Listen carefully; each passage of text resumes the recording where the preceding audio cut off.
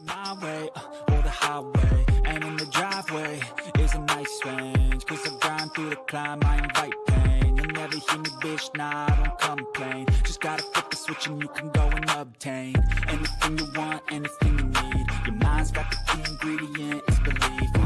They'll deceive with the negativity, but I just slide right by that energy. Even when you feel low, you can still go. Even when you feel slow, you can still go.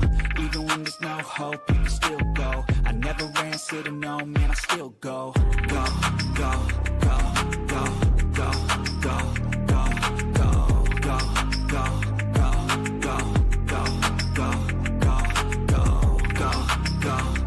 go, go, go. Hello, everyone. Welcome back to the Gallop Out. I'm your host, Ryan Anderson, and as usual, I get to be joined by Jackson Muniz, my co-host, repping all the Eagles gear. What's up, Jackson? What's up, man? Happy Thanksgiving. Happy Thanksgiving, yes, to you, to everybody that's listening. It is, of course, tomorrow.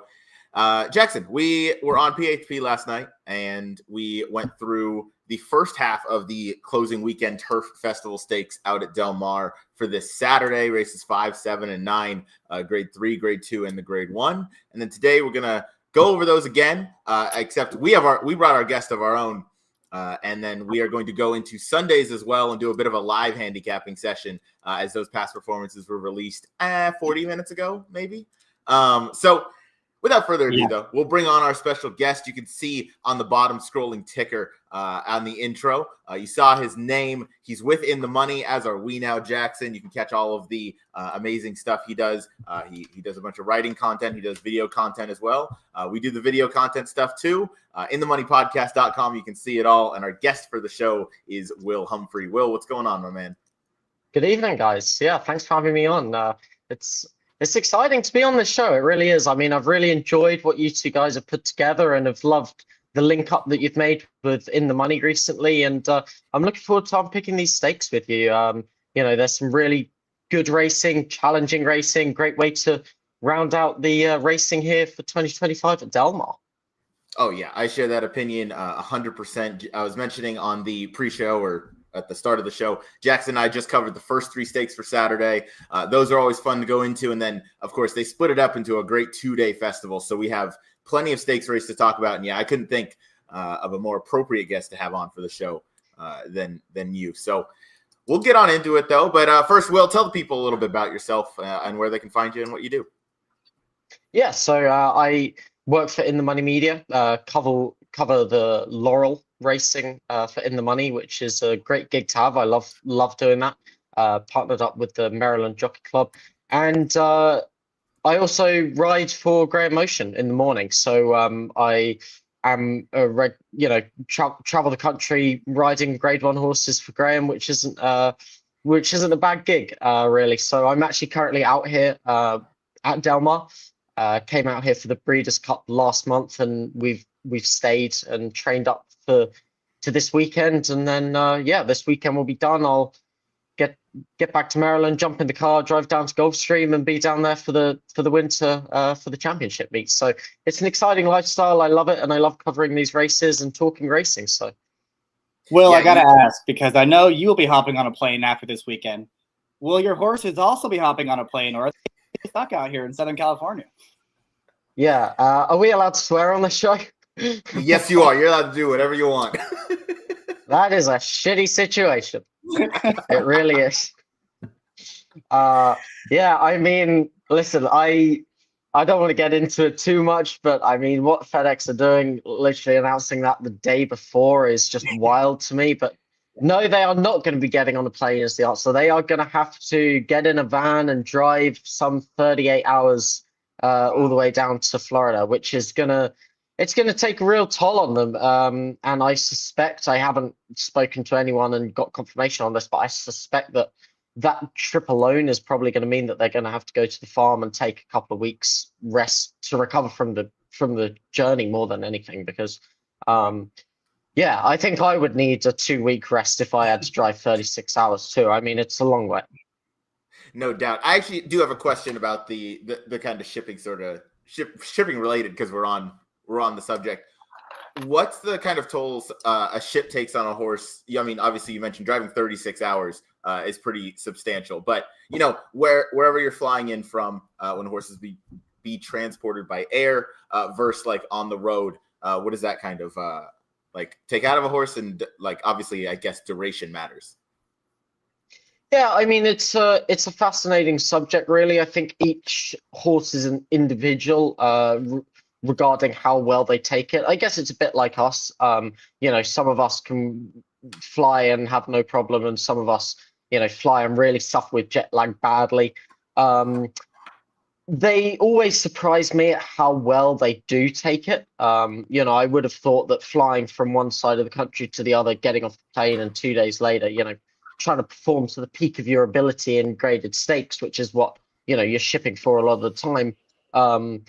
I would have thought that the flight and the 3 hour time change from the East Coast to the West Coast would play a difference, but they really do respond to it well. And you see some horses are able to fly all around the world and carry their best game with them. So I do think that it matters.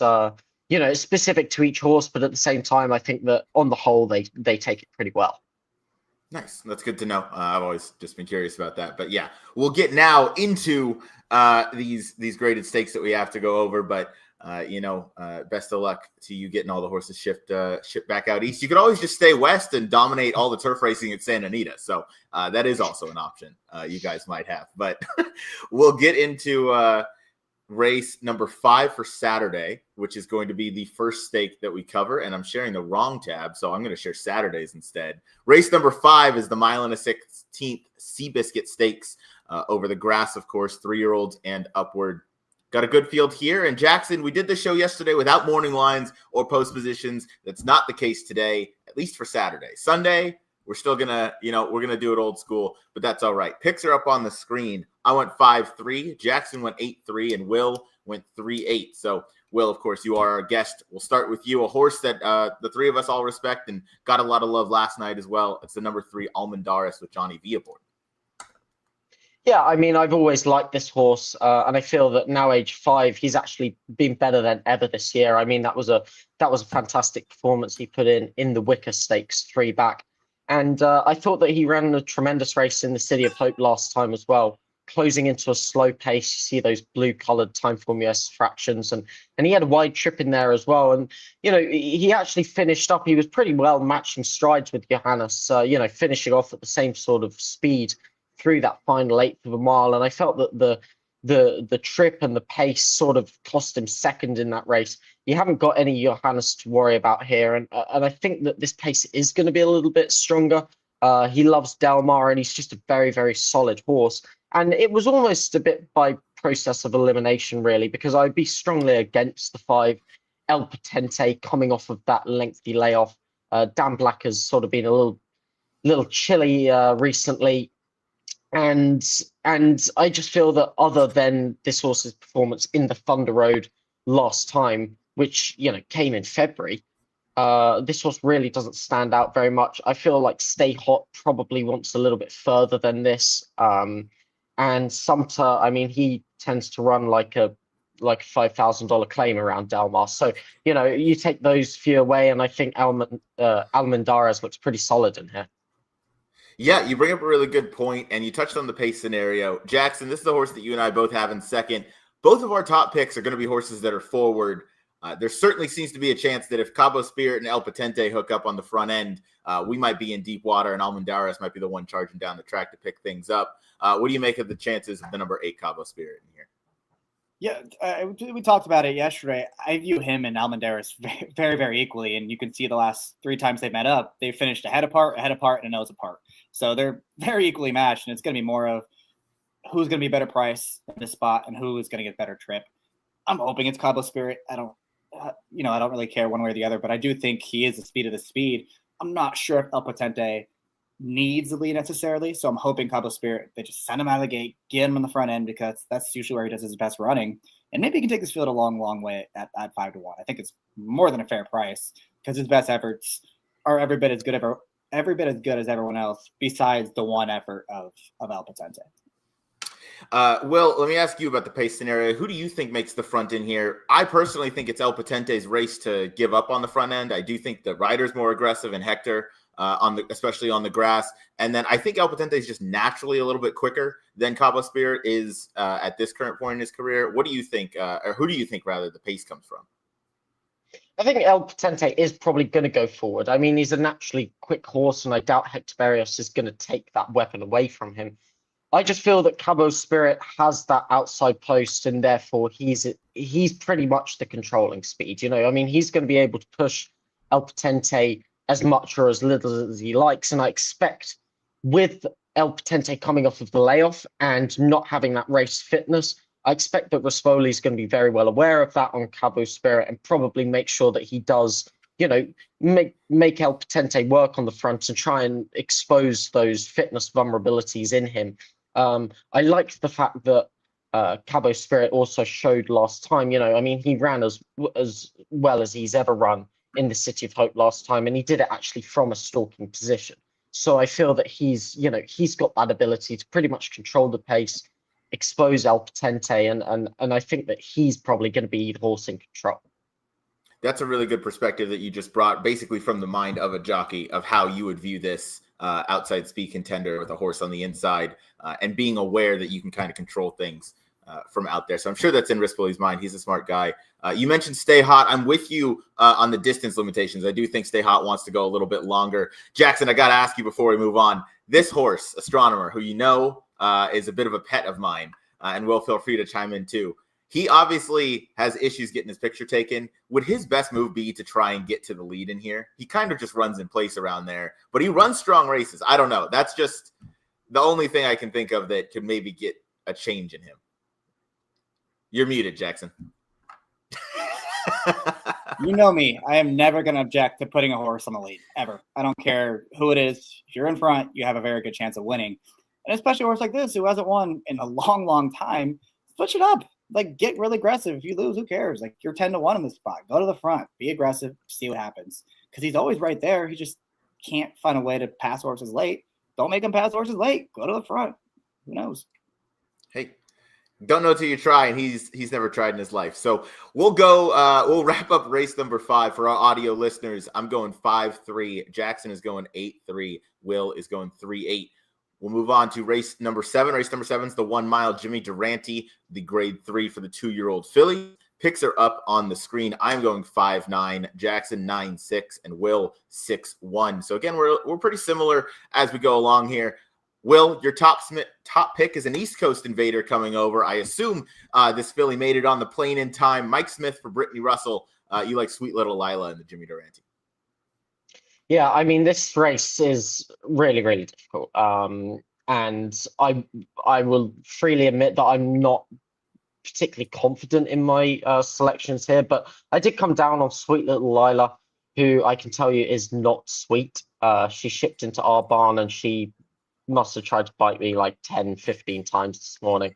She's pretty nasty, to be honest. So, she can run a little, and that's all that matters, right? Yeah. Listen, she's still a maiden, but she shouldn't be. I mean, you go back to that race at Belmont or Aqueducts in her second start. She had a bad trip in there, and she should really have beaten Memorized that day. Connections clearly felt the same because they threw her in a stake next time, and I really liked her when she ran in the Salima Stakes at Laurel 2 starts back. And ran really well, closing into a slow pace.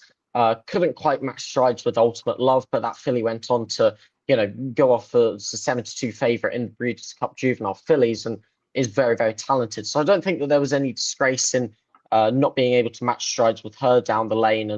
And then she came back last time, again, tried closing into a slow pace, but was wired by Candy Moonshine. And again, I don't think there was any disgrace in that. That filly came back to finish just 2 lengths third to Deep Learning in the Chelsea Flower Stakes next out.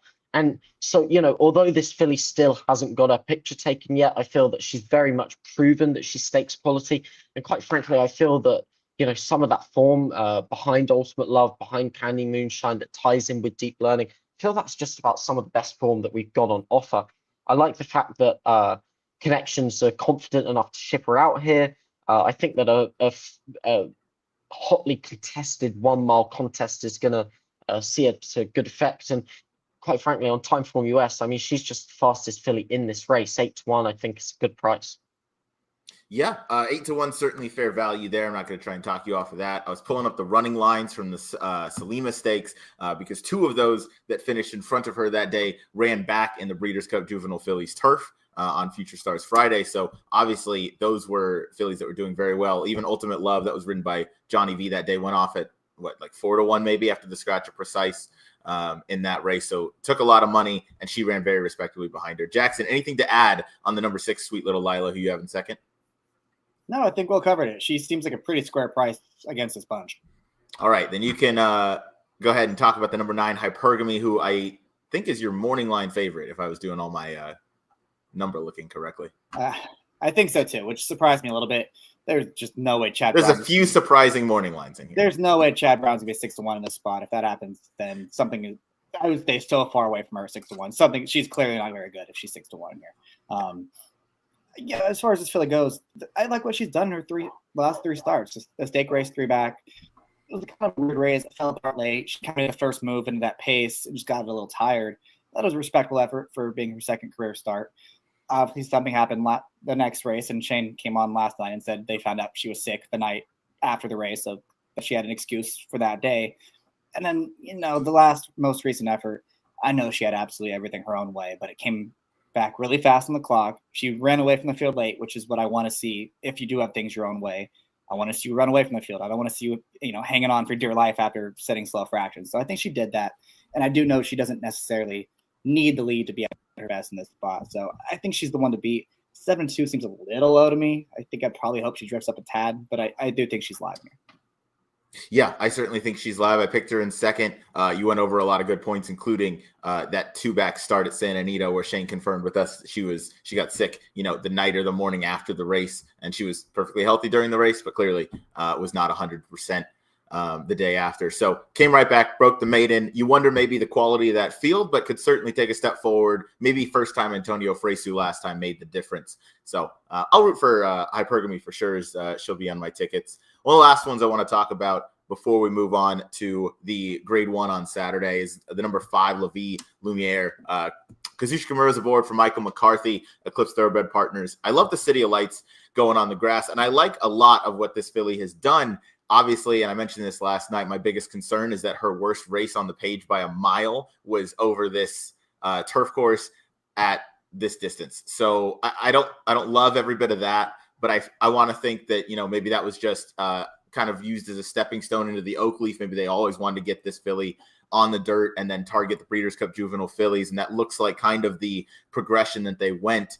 So I'm willing to excuse that first off the bench effort. She's in good form right now. And Will had mentioned the form lines that Sweet Little Lila has kept. La Vie Lumiere has run against all the best fillies last time out in the Breeders' Cup Juvenile fillies. That was, of course, on dirt. So it's a little bit of a different class test, but she ran against those and she was seemingly overmatched, but she kind of ran her race in there. So you can ignore the little C next to this, as I don't think that race favored closers at all. Oh, as I click on the wrong thing, is Jackson, you and I spoke about that in our group chat a little bit earlier on in the week. That denotation is strange to show up there. But the effort of the Oakleaf was not terrible, and that effort going 5 furlongs on the grass to break her maiden was pretty strong as well. So I think she does like the grass. I want to see her get back onto it, going these 2 turns, and she's worked forwardly out of the Breeders' Cup Juvenile fillies. Anybody else want to talk about any? Will, do you want to talk about the number 1, Latte Love, who you have in second? Yeah, I mean, I was sort of scrambling to make a strong selection in second. I would be spready in this race when I actually play the sequence, but I just thought that this filly was very visually impressive last time out. The figure came back good. Demuro 10 for 33 at the meet so far, riding out of his skin. And I just feel that off of the visual that I saw last time, this filly got a heap of upside. I like the inside speed around this track, and I think that she's talented. But as I say, I'd be spready in this race. Yeah, I would be too. You'd be hard pressed to find a sharp handicapper with a strong opinion in a race of 2-year-old fillies on the grass. I think that in itself is a little bit volatile, but we'll keep things moving. Race number 7 for our audio listeners. I'm going 5-9, Jackson going 9-6, and Will is going 6 1. We'll move on to the feature on Saturday. It's race number 9. It's the 9 furlong Hollywood Derby for straight 3-year-olds. Picks are up on the screen. I don't think we'll see any surprises as heavy favorite, or will be heavy favorite, in the number 3 test score. Will, if we get 5-2 come post time, how much money are we legally allowed to put on this horse? Yeah, I mean, start like crawling down the back of the couch trying to find every penny possible. I mean, no, in all seriousness, he's doing great, this horse, test score. I mean, he's a truly incredible horse. I mean, he just hasn't stopped getting better, and any track, any pace scenario, he comes and he makes his run and he shows up, and he just takes his racing so well. Every time he's run, he's come back stronger, bigger, better, and he truly is doing better now than ever before. Even better than he was last time when he ran in the Twilight Derby. We kept him out here in California to train up to this race specifically, and he's put in a couple of really nice works with me over the Del Mar dirt track recently, and we just couldn't be happier with him. I mean, he's very much the horse to beat, and hopefully he can bag his second Grade 1. Yeah, I hope so too. Jackson, you've been on this horse pretty much since the start of the career. We don't need to go through all the highs and lows that you've gone through with this horse, but you also picked test score on top. Do you view any other horse as a win candidate, or are you going to try and play some exotics with the 4 underneath or anything like that? Yeah, I might mess around. 5-2 is just ridiculous. He's going to be 4-5 against this group. I'm going to probably try to play an ice cold 3-4 exacta. Hope you get 4-1, 5-1 on it. These West Coast horses in this fielders, they're just not that good. Just to be blunt, they just aren't. And the 4 horse, the Chad Brown horse, is probably the alternative in this spot. He ran well at Aqueduct, 2 back. I don't know how good that field was, but the number came back. It came back strong on the clock. He looked good doing it. And then last time at Keeneland, he had a tough post. He had a wide trip. He was all messy in the gate. Things just didn't quite go his way. But that was also a good field. He finished a nose behind Giocoso, who came and won right back last weekend in the stakes race. So he feels like the other horse in this spot. Probably the 3rd horse in here is the 3rd East Coast shipper, but I really think test score is he's just way the horse to beat in here. And I love when a plan comes together, right? Because as Will kind of said, this has been the plan all along after Kentucky Downs. We're going to get him out to Southern California. We're going to run the Twilight Derby.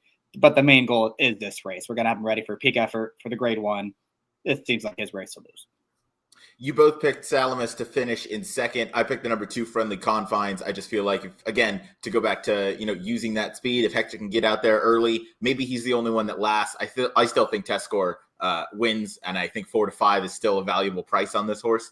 But I'm going to play 3-2. I'm going to hope that, at least Friendly Confines is comfortable in the lead, and test score is going to be out kicking the rest of the field. So I'll go 3-2 in here. Will, before we move on, you guys added the blinkers in the Twilight Derby last time for Graham Motion, or for test score rather. Do you know, or what was kind of the reasoning behind that? And then obviously it resulted in a win, but this is a horse that liked to find himself in the winner's circle anyway. Yeah, I think it was just Manny Franco being a little lazy, to be honest with you. If you watch this horse when he was running it, no, I'm only joking when I say that. But if you watch this horse when he was running at the start of the year, he just took a long, long time to find top gear. I mean, he looked like he was struggling at the half-mile pole in most of his races and would really take a lot of stoking and revving up to get into gear. And from Keeneland in April, Manny was saying, let's put blinkers on him, put blinkers on him, put blinkers on him to try and get him to travel a little bit better. So we eventually did, and then we put Juan Hernandez on instead.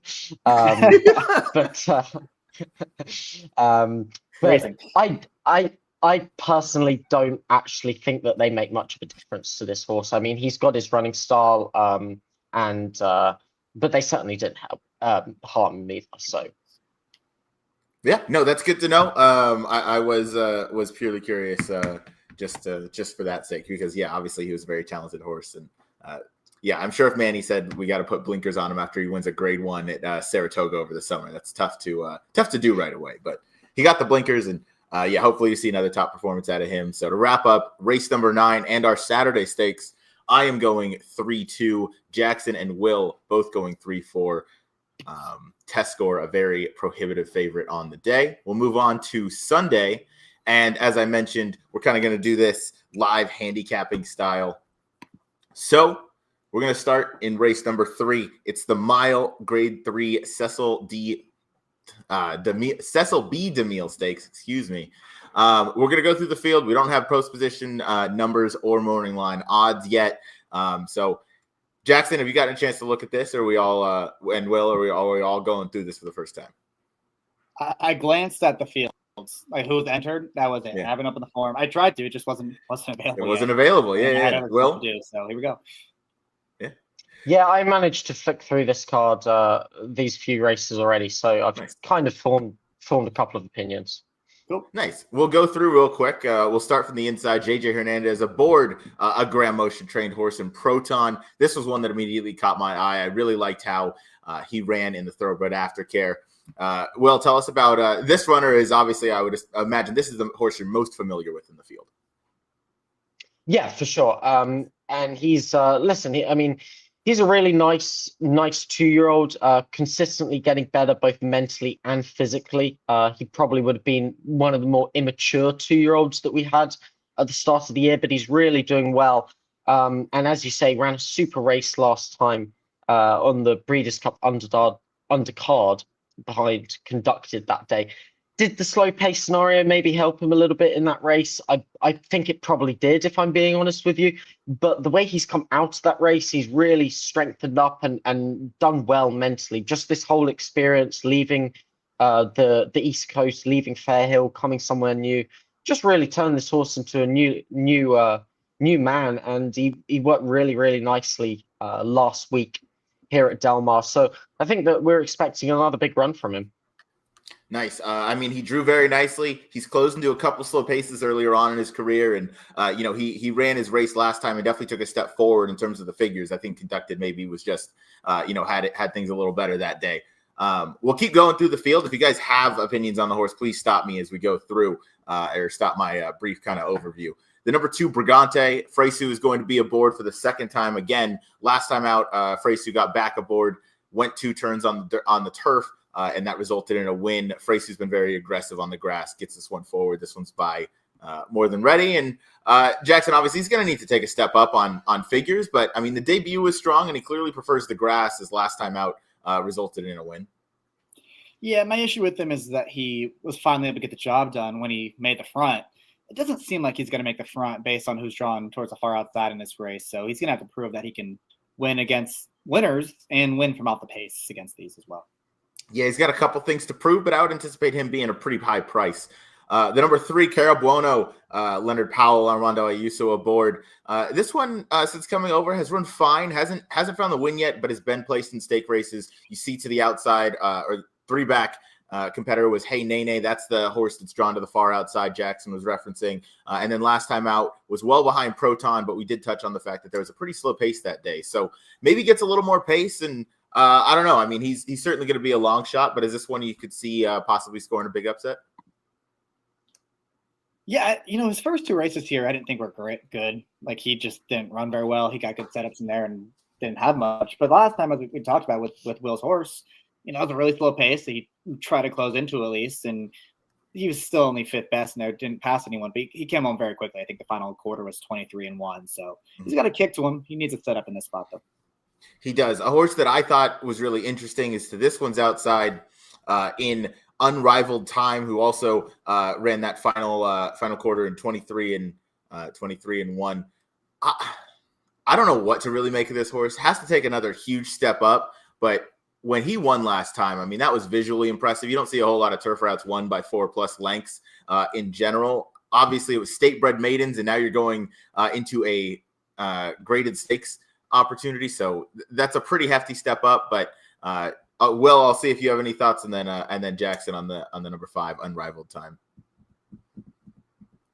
Yeah, he was very impressive last time. I'd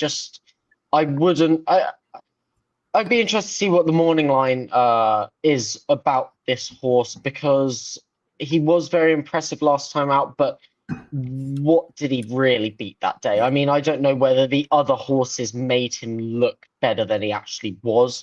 And I wouldn't want to be getting sucked into a short price if that was the case. If he was a big price, there's going to be speed in here. He's going to get the setup, and connections clearly feel that he's good enough to take his shot in here, but State Bred to Open Company is quite a jump. Yeah, on my notes here, I have that I need at least 15-1 because this is such a huge step up. I don't know that I'll get that, but that's the only price I would really want him at, because I'd also question what he beat last time. Another horse that broke his maiden broke his maiden last time out is Iris Each, is how I'm going to pronounce it. I don't know if that's correct, but got the job done last time. First time on Umberto Rispoli. Third start of the form cycle comes in here. Another one that's got to step up. Something tells me, Jackson, this horse is going to take more money than he should just because of the connections. He might, but it's probably deserved in the spot too. He was very impressive winning. I believe it was the first race to meet this fall at Del Mar, and he ran down Army Man, who was loose in the lead. Army Man ran second to Stark Contrast, who we saw run second in the Breeders' Cup Juvenile Turf. So obviously some good form lines there. He did get a good ride, but it's also true that he closed into a pace that really held together besides himself. So that was an impressive race. It was impressive. He's got to take a big step up, and as we mentioned, that's no easy task. That trend continues. We'll go outside of the number 7 Track Tiger. Doug O'Neill, Mirko DeMuro aboard. This one just broke his maiden under Antonio Fresu once again, but DeMuro's on today. Will, you mentioned this that DeMuro's been riding his eyeballs off. I think was the analogy, and that would be accurate. As you can see, he's 10 for 33, and he's close to the jockey's title. He's going to need a few wins this weekend to get there, but I'd root for him. That'd be a cool shakeup to things out west. But anyway, to stick on track, Track Tiger, again, gonna have to take a massive step up. I don't know if any of you guys view this horse as a live long shot, but this is who I think is going to be the pace presence early. But yeah, I personally feel that he and Nay are just gonna be in danger of setting this up for the rest. I can't see that this horse is not going to be on or pressing the pace there. And for me personally, I mean, sure, he was a good winner last time out, but it's a tough task taking on winners for the first time, also making your route debut at the same time, and also making your stakes debut at the same time. A lot of question marks hanging over this horse, especially when you've got another pace horse there to press you the whole way. No doubt. And that pace horse is right to the outside in number 9, Hey Nene. I hope I'm getting these numbers right. I'm just going off best memory. But Flavian Prat, as you can see, is booked to ride for the first time. Hector is aboard somewhere else, and no Rosario or Paco in town. Third time starter here. Last ran the Breeders' Cup Juvenile Turf. Set the pace, or was up on the pace early. Faded to 7th late, but obviously a horse like Stad won that day. Stark Contrast, he ran second in the Breeders' Cup Juvenile Turf, as Jackson mentioned, was also in there. So Flavian Prat aboard for the first time. Either of you guys like this horse on top? I'm not quite sure yet about if I'm going to pick him in a spot, but there's no doubt he's way the horse to beat. I mean, coming out of the Breeders' Cup, he was 6-1 in there. He took a ton of money into the teeth that some of the better Euros are going to see from overseas. So that's significant money in a race like that. He'll get bet in here, deservedly so. He's run very fast. Does have to answer some questions, whether he makes the front here and has to go fast to do it, or if he has to come from a little bit off the pace for the first time in his career. That's the question mark he has in this spot, but he's definitely the horse to beat. Will, I know it's a little bit early on, so we don't need top picks or anything. This is obviously a horse that's going to take a lot of money, and obviously a horse that has shown a lot of talent early in his career. Sadler doesn't ship to the East Coast often. He did that. They romped in the Tyro, came right back, didn't miss a beat in the Juvenile Turf out here over summer. How short is too short of a price on here? Because I could see Hey Nene, especially with Flavian Prat aboard for the first time, I could see this horse taking too much money to where I have to look elsewhere. Yeah, I completely agree. He's a horse that I don't want. I want to try and beat him as a likely favourite in here. Look, I mean, I think that he's probably going to be sub 2-1, don't you think? Sort of like 9-5, 8-5 sort of range. And I don't want that. I think that Breeders' Cup, there's a major risk that would have left a mark. I'm intrigued by the fact that he returned to the work tab so soon, just 2 weeks after they were back on the work tab working well. So maybe that is a race that we just draw a line through. But look, he isn't going to get an easy time with the lead with Track Tiger there.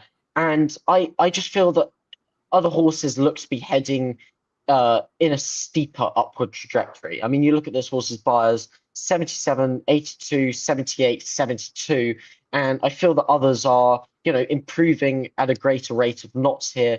and with some other questions hanging over him regarding that last race and the likely short price that he's going to be, I'm happy to leave him alone. Yeah, that's good analysis, especially going into the speed figures we've seen and how they aren't trending upward. They are consistent, but they're not trending upward, which is kind of what you want with these 2-year-olds, especially this early on in the year. This is only his or early on in their career, as this is only his 5th start. But yeah, as I looked through this field before the show started, I kept coming back to the rail horse and Proton. Feels like there's enough pace in here to set things up for him, and as you mentioned, he has that right kind of upward trajectory, and he seems to be coming into this the right way, or in a strong way, I should say. So we'll wrap up race number 3, on Sunday, the Grade 3 Cecil B. DeMille Stakes. We will move things along to race number 7. It's the Grade 1 Matriarch for the older 3-year-old fillies and mares. We're going a mile on the turf course. We'll start down to the inside in the number 1 Medoro. Umberto Rispoli for Peter Urton, This one returns to Del Mar, where she's been very consistent. She's never been out of the trifecta in 6 tries. A hard-knocking horse for sure, but I feel like a Grade 1 is kind of kicking above her weight class, so to speak. She does well. She won the Oceanitas earlier this summer at Del Mar, and she always runs really well, but she seems to be that kind of Grade 3 listed stakes horse. What say you guys? I'm just annoyed with her a little bit because this was one of the horses we went all in on the Breeders' Cup betting challenge this year, and she ran fine. I mean, she was no one was going to beat Special One that day. The horse just crushed. But look, she's drawn well on the inside. This seems like potentially an easier spot, so I'm not going to be surprised if she runs well. Will, any thoughts? I don't know. I mean, she's for me sort of Grade 2 type. She lost to a filly of ours, Give Me Another, 2 starts back, and I don't think Give Me Another would beat our filly Heredia in here. So from that form line, I don't think she's good enough, and I don't know whether the rail draw does suit this horse. I mean, she's gonna need to work a trip from down there into 10-horse field, and I'd happily pass her. Yeah, 100%. Agree with that. To this one's outside is Breathaway. Kazushi Kimura aboard for the first time, also coming out of the Goldacova Stakes, finished in front of Medoro that day. This is certainly like an improving horse. I think she's kind of paired up those top numbers in her last 2 races, which obviously you like to see, Jackson. Is this one you gave a closer look to? For sure. I mean, she comes out of the same race, and I didn't think that pace was particularly quick last time, and it seemed like it. And she ran well. She closed to get up for second that day. And looking towards the outside in this field, I mean, there are some fast fillies drawn outside. They all kind of have to go. I mean, that's their best chance. This pace looks like it's going to be pretty hot. She's arguably got the best kick in the race, so I think she's definitely a contender.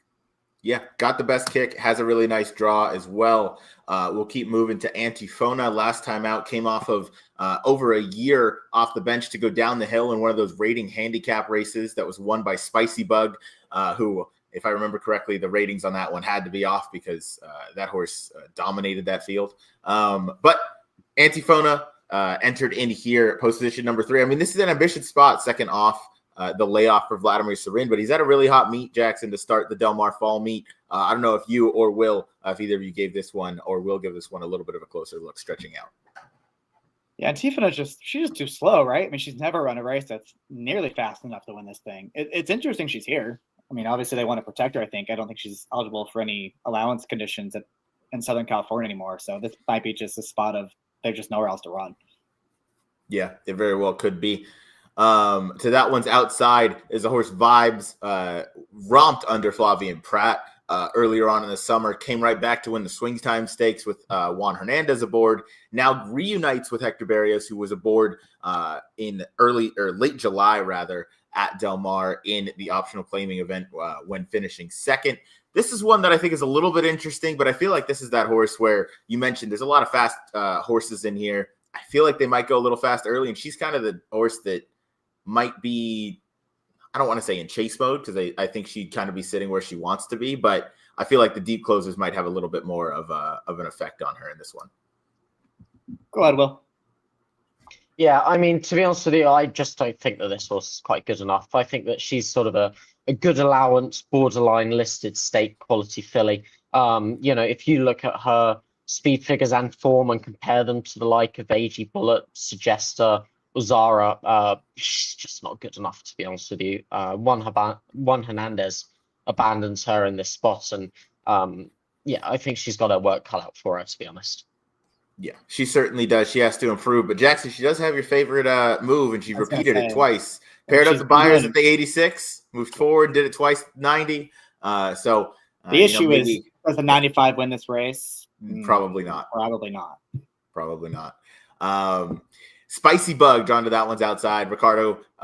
Ricky Gonzalez is aboard, came out of that ratings handicap that we spoke about, won that day pretty convincingly going down the hill. Stretches back out. She's another one that needs to get a little bit faster, but I do like the down the hill to the mile stretch out angle. I do feel like that kind of correlates pretty well. Will, is this one that you think is going to be an early pace presence? And then do you view her as a win candidate, at least through this much?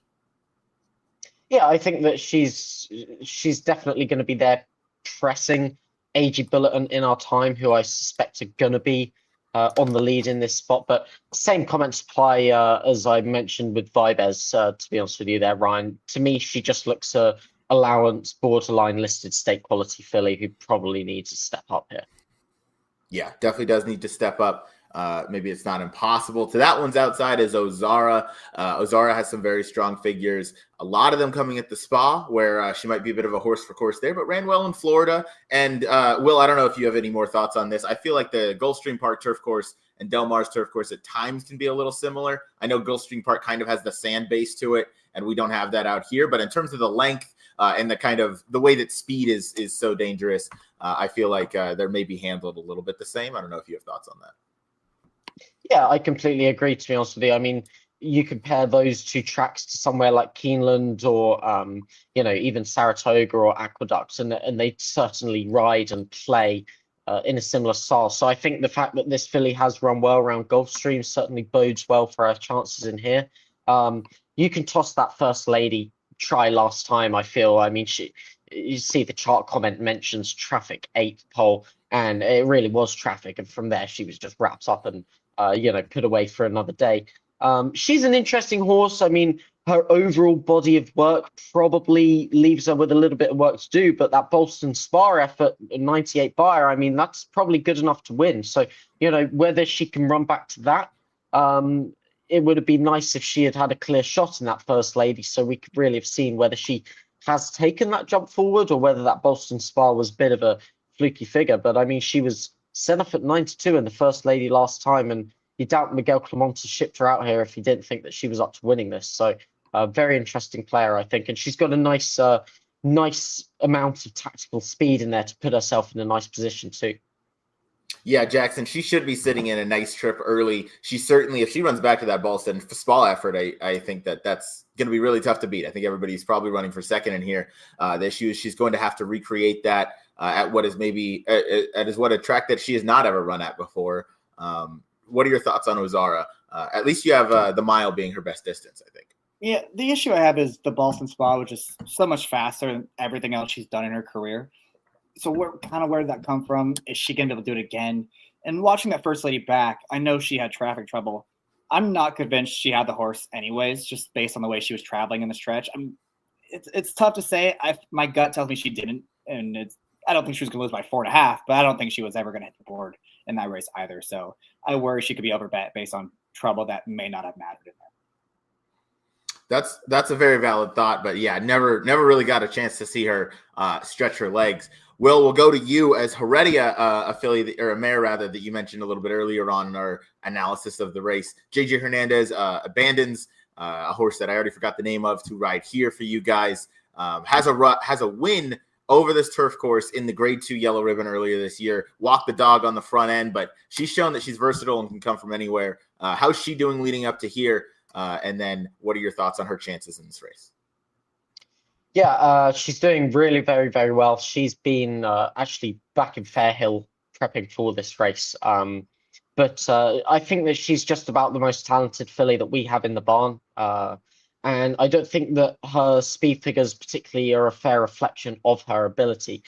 Quickly spin you through them. I mean, with her buyer speed figures, 91, that came off of a 500 plus day layoff. Then she got caught up in a slow pace at Saratoga the next time and was swung wide.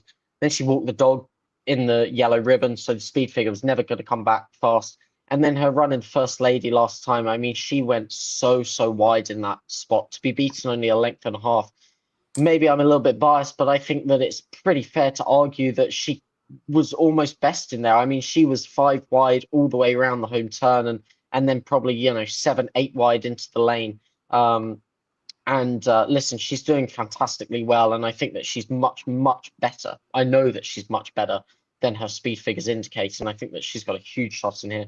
I like the fact that Juan Hernandez gets on her too, because the reason she had to go so wide in the First Lady last time was because she didn't get out the gate. But Juan Hernandez, he really did manage to get her to break well when he rode her in the yellow ribbon here in August. And so I'm hoping that if he can get that same sort of gate speed out of her and she can just put herself into a nice, mid-pack stalking spot, I think that she's going to have every chance of winning this race. Yeah, she certainly should. I tried to full screen the replay from the First Lady as you were going through that analysis of the race. And for whatever reason, DRF's been having an issue the past day or so going full screen on the replays. But I tried to point it out. You can see the red cap of the Wathman Racing Group.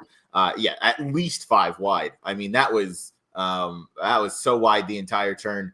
And then, she only lost by a little over a length. So I'm with you. She ran a lot better, or could have run a lot better had she not lost so much ground on the far turn, I think is what I'm trying to say. So she's coming into this the right way. She has that kind of upward trajectory since making that comeback in the Beaugay earlier this spring. The summer and fall campaign's been really strong. Jackson, your thoughts on Heredia before we keep moving through the field? No, I agree. She lost so much ground in the final turn and still had the second fastest final quarter in that race. I know she was last and was probably supposed to run fast and down the lane, but she did lose a ton of ground in there. I don't think she needs to be that far back. She seems like she'll be a price, so she's interesting for sure. She is interesting. We'll keep moving through the field as AG Bullet returns from the Breeders' Cup Turf Sprint. John Velasquez is aboard now for the 3rd time. Jackson, I got to go to you first on this one. I know this is your girl. I know you like her. Go ahead. I mean, she came off a stellar performance, going 5 furlongs in the Turf Sprint, stretches back out to a mile where she's had some success before.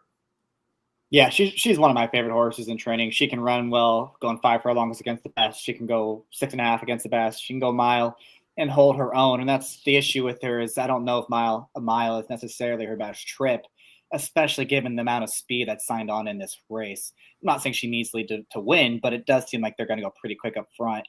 And stamina is a big question mark for her going this mile trip. So she's probably going to be favored, I would think, or very, very close to it. At the price she's probably going to be, I would be against in this spot, even though I love her.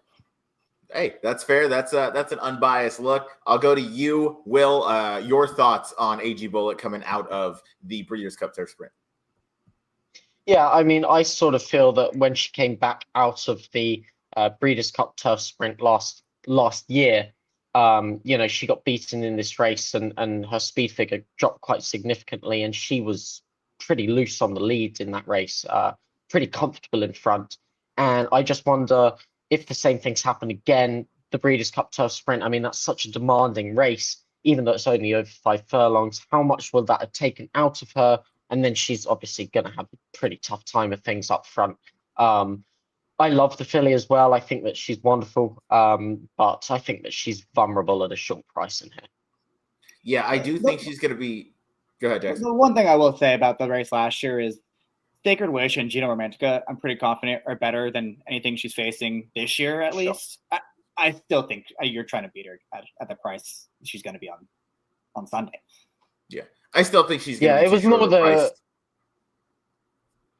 Yeah, it was more the speed figure on time form and buyer. I mean, if she was capable of running back to the same sort of speed figure, she had every opportunity to do so last year. Sure.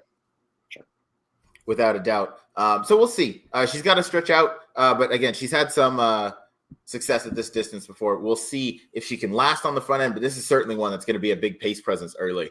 To this one's outside is Sagesta, Chad Brown, Juddmonte, Flavian Pratt. This one's got to take a good amount of money into the teeth of AG Bullet, I would imagine. Feels like probably the main reason Flavian Pratt is out here. That's just a complete guess, but with this being a grade 1 and him being out here, he probably has some other races to ride too. So Sagesta, either of you have any thoughts on this runner, as she really only also has one number on the page that probably wins here? Go ahead, Will. Yeah, I mean, I kind of feel that if you're looking for a horse to use in exotic wagers or what have you, she's probably your safest bet, right? I mean, it's Chad Brown on the West Coast, Flavian Pratt. She's got that nice amount of tactical speed, and I think that she's got a nice wide post that she can get into position. She's just pretty solid. The problem is she's going to be a short price again. And I kind of look at that First Lady Stakes, and sure, she was very good to finish second, but if Azara hadn't met trouble, if Heredia hadn't gone so wide, would they have beaten her? We don't know. And she's going to be bet like that was certainly, she was definitely better than those girls. So I think that she's pretty solid as a horse that's going to run her race, but it'll all come down to price as to whether I personally want to, use her in my bets. I'm right with you there. I don't think we're going to get a good enough price on Sagesta in this race. I feel like she's going to be maybe the horse that everybody gravitates to that's trying to beat AG Bullet. I feel like just because of the strength of those connections, and you mentioned Chad Brown out on the West Coast, I feel like all that's gonna add to a real loss of value and an underlay on this horse. I don't. Jackson, yeah. She's a tough call. I think she actually ran pretty well at Keeneland. Their pace mostly fell apart, and she never saved much ground. She was always kind of wide. She was always in a weird spot. I thought she did pretty well to hang on towards the end and finish second in there. And then obviously the race 2 back at Kentucky Downs, Special One, we saw what she came back to do, kind of validated that number. It seems like she's going to get a really good trip tucked in behind AG Bullet in her time. Let those two go, but she'll be not that far behind them, and she'll get the jump on everyone else. So she's dangerous in here. I agree with what you guys are saying, though. Definitely demand a fair price. I think 7-2 would be a good win bet on her at 7-2. I'm not sure we get 7-2 though. Yeah, I'm not sure we get 7-2 either, and I don't want to take shorter than that. Last runner in this race we'll talk about is to the far outside, but a major speed presence and not to be forgotten about. It is In Our Time. Safi Joseph ships this one in. Javier Castellano, who I believe is going to be spending the winter down at Gulfstream, if I read that correctly earlier today. Javier Castellano in town to ride this horse. Will, any thoughts? Jackson, any thoughts on In Our Time's chances and what those best chances would be for her? She's got to go. Yeah. Go ahead, Jack. She got the outside post. She's a turf sprinter. She's got to go. You have one chance to win this thing is to wire this field. Make everyone else go faster than they want to go and hope you have enough left in the lane. Then you've taken out the starts with their late kicks. That's your one chance to win this thing. I don't need her in this race, but she's definitely going to play a part in the pace for sure. Will? Yeah, she's sort of like a B-Tech version of AG Bullet, really. I mean, they're sort of similar type fillies. Both can mix distances, both sort of speed fillies. But she's just not as good as AG Bullet, and they're going to be trying to do the same thing here, send to the front and see if you can hold on. She's not as good as AG Bullet. She's been beaten by both Sagesta and Heredia when she's had things in her favor recently over the summer. And yeah, I can sort of see her running a good fourth, good fifth in here. Not a win contender in my eyes.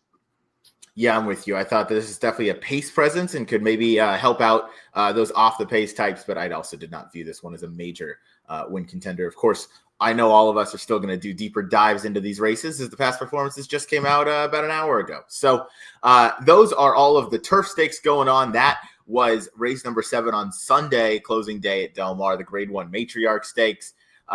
Real quickly, it's the last graded stakes of the meet is the Grade 3 Bayakoa. I don't know why it is the feature race on the day because you're going to have a Jackson 1-10 favorite, and I don't want to bet Hope Road ever again in my life after what she did last time. But she's going to win. Yeah, she's the other horse I went all in and on. So I missed both halves. Mike and I missed both halves of the double in the Breeders' Cup betting challenge. We felt great about the way we played. I don't know. What is she doing here? It's 3 weeks later. She had no excuse in the Breeders' Cup. I think you try to beat her. I don't know who you try to beat her with. I might mess around with McCarthy horse again because I'm just a fan of that filly, but I don't trust this horse at all. Yeah. Will, I don't know if you've looked deeply at this race, but obviously I know you were there Breeders' Cup weekend. Filly Mare Sprint, she didn't fire at all. She probably should have won that race. She was favored like she should have won that race, and then had absolutely nothing down the lane. Now shows up 3 weeks later. What do you make of that, if anything? And yeah, your thoughts here. She's 2 for 2 at the distance, so maybe she's better at 2 turns. I don't know.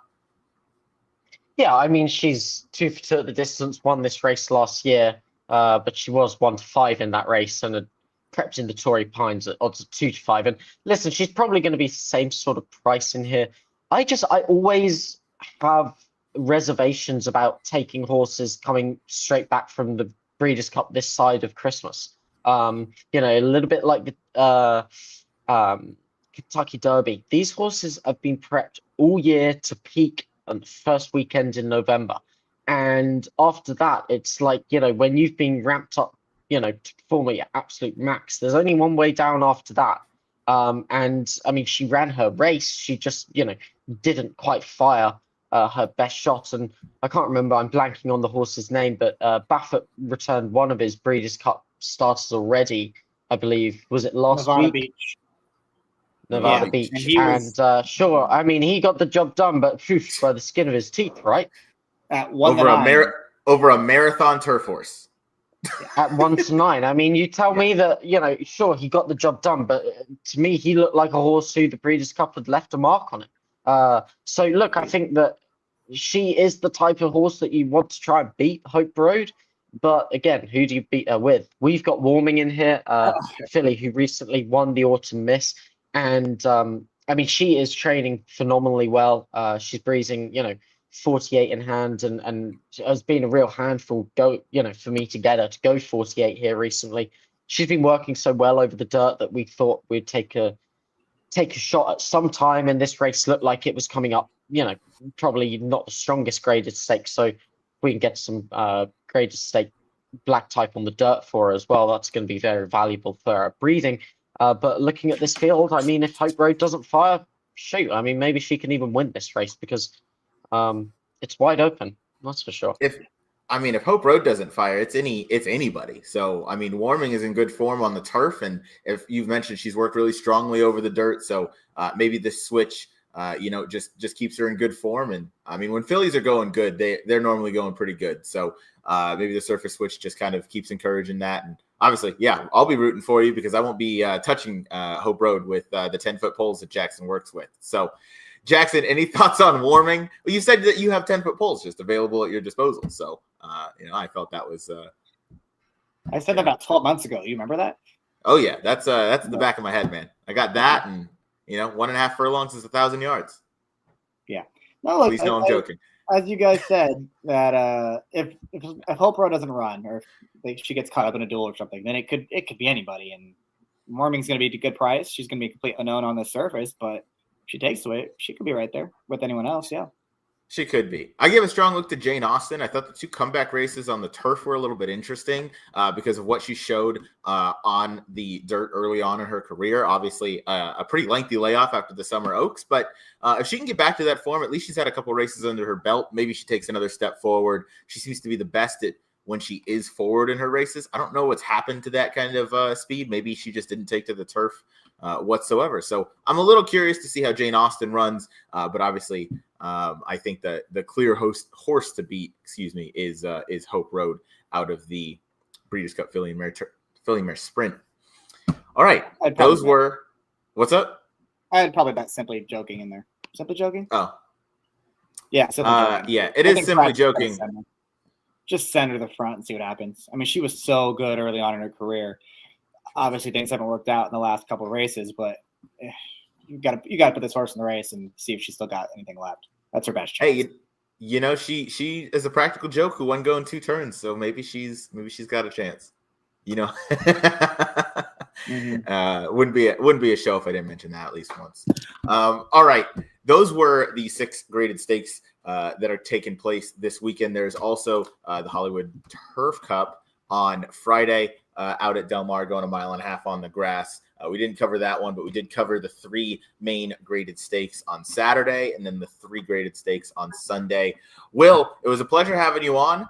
Between the stakes on Saturday that we covered, do you have obviously you are most looking forward to test score running. Are there any horses on the other stake races that have caught your eye that you're excited to see run back?